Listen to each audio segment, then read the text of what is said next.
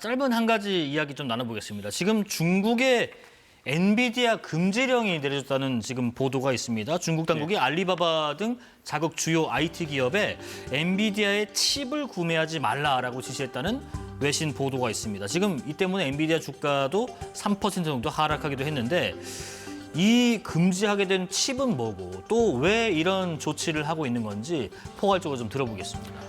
예, 지금 RTX 프로 6000D라는 칩을 갖다가 이제 구매하지 말라고 지시를 했거든요. 네. 근데 지금 엔비디아가 트럼프 행정부에서 첨단 반도체를 갖다가 AI 관련 첨단 칩을 갖다 중국에 수출하는 것을 통제하고 있지 않습니까? 그런 통제를 갖다가 우회해서 트럼프 행정부의 기준을 우회해서 중국에다가 수출할 수 있도록 개발한 저사양 칩들이 있습니다. 성능은 좀 떨어지더라도 중국에 수출은 가능하고 여전히 중국에서 쓰기에는 고사양인 칩들인데 그게 H20이라는 칩이 원래 있었습니다. 네. 그런데 이것은 중국에 수출을 할 때 여전히 미국 정부로부터 당국의 허가를 받아야 된다라고 막 이런 제한 조건이 있었고요. 그게 일부 풀리긴 했지만 이거를 판매하는 대신에 그 매출의 15%를 정부에다 내라.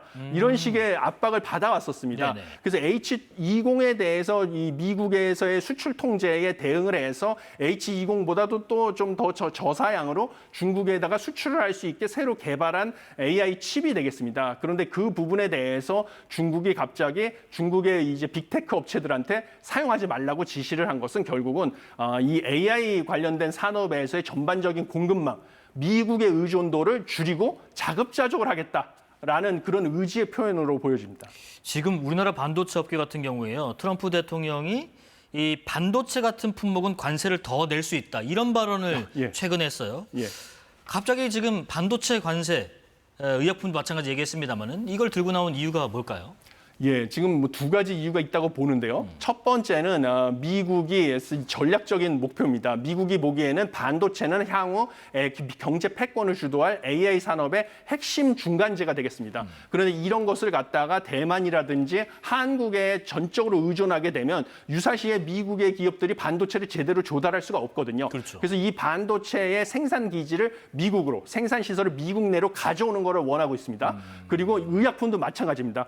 코비드 19 같이 전염병이 확산됐을 때 의약품이 필요한데 이것의 제조를 외국에 의존할 경우에는 문제가 될 수가 있습니다. 그래서 의약품과 반도체를 미국의 전략상 안보 목적으로 국내 생산 기지를 건설하는 게 목적이고요. 또 다른 것은 제조업 부분에 있죠. 그래서 내년 11월로 예정된 중간 선거에서 승리를 하기 위해서는 제조업의 일자리를 많이 창출을 해야 되고 제조업의 일자리를 창출하기 위해서 반도체 기업과 의약품 기업에다가 관세를 부과한다. 이러면 관세를 피하기 위해서는 결국 미국 내에 공장을 짓고 미국에서 생산해서 팔아야 되는 거거든요. 이 두 가지 목적 때문에 관세, 반도체와 의약품 관세를 들고 나왔다. 이렇게 보고 있습니다. 다른 품목들에 대한 압박과 좀 비슷한 경향성을 좀 보이네요. 우리나라 반도체 시장에도 어떤 영향을 미칠까 궁금합니다. 예, 우리나라 반도체 시장은 사실 큰 타격이 있을 것으로 보여집니다. 왜냐하면 지금 현재 우리나라가 미국에 주로 생산하는, 수출하는 반도체 같은 경우는 메모리 반도체인데요. 그렇죠. 미국에 이제 우리가 일부 생산 시설을 삼성전자는 미국의 생산 시설을 가지고 있는데 거기서는 메모리 반도체를 생산하지 않는 걸로 알려져 있습니다. 그래서 미국으로 수출하는 메모리 반도체들은 다 한국에서 생산을 해서 수출을 하는 미국 바깥에서 생산해서 수출을 해야 되는데 여기에 실제로 100%까지 관세를 부과할 수 있다라고 발언을 했었거든요.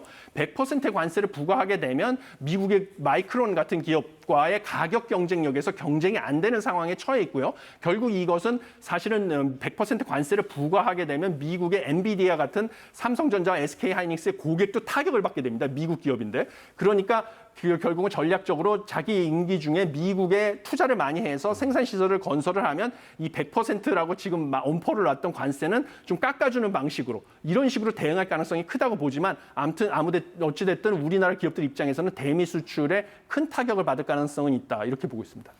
이화여대 경제학과 석병훈 교수와 경제 관련 이야기 나눠봤습니다. 고맙습니다. 감사합니다. 대체 내 정보는 어떻게 알고 전화가 오고 피싱이나 스미싱 시도가 오는지 의아했는데 안 오는 게 이상한 거였나 봅니다. SKT 해킹 사태에 이어서 KT 소액 결제 개인정보 탈취. 이번엔 롯데카드에서 297만 명의 카드 번호와 개인정보가 유출됐다고 합니다. 더군다나 처음 사고가 발생한 건 지난달인데 회사 측은 월 말이 돼서야 사태 파악을 했고요. AI 3대 강국 목표 이전에 업계의 기본적인 정보 보안 수준 살펴봐야겠습니다. 9월 18일 목요일 사사건건 여기까지입니다. 시청해주신 여러분 고맙습니다.